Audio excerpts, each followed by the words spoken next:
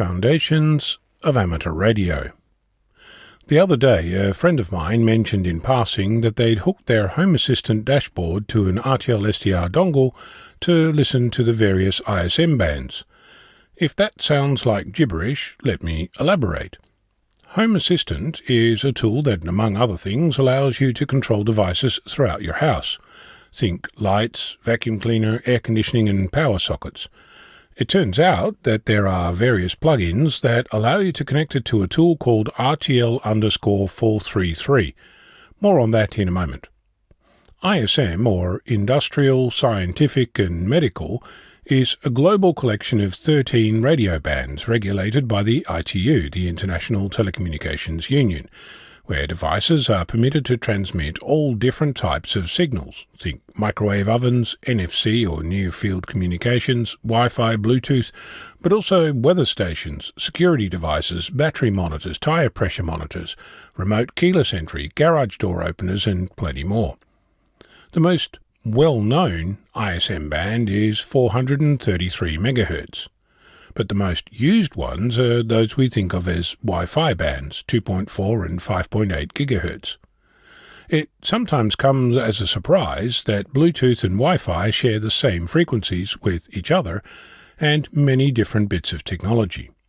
While I'm here, I'll also point out that there are ISM allocations within the HF bands and up to 245 GHz, so plenty of spectrum to explore.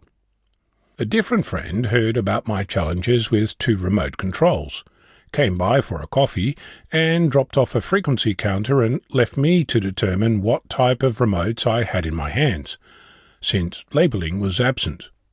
After charging this sparkly new gadget, I spent a while trying to make it do the needful, but ultimately, despite trying in multiple locations without local interference, was unsuccessful. This likely caused by the nincompoop behind the controls, but I digress.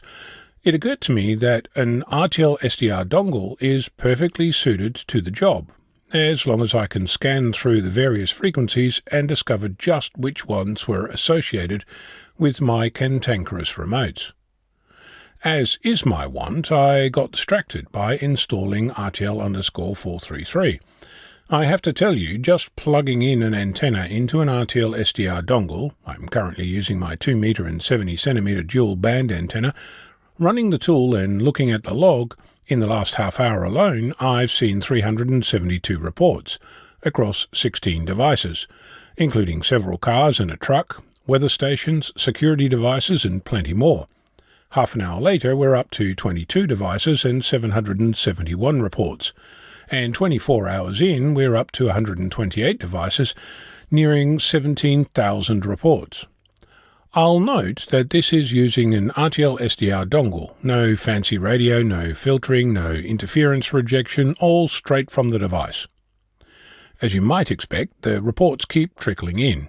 Every 15 seconds or so there's a new decode, and at this point I'm pretty sure I don't need to invest in a weather station in the near future. And if I figure out which Hyundai is driving around with low tyre pressure, I'll let them know. Also, because I'm not just lollygagging, my remotes don't appear to emit anything that RTL-433 can decode, but I did notice that the reports stopped coming in while the remote was active.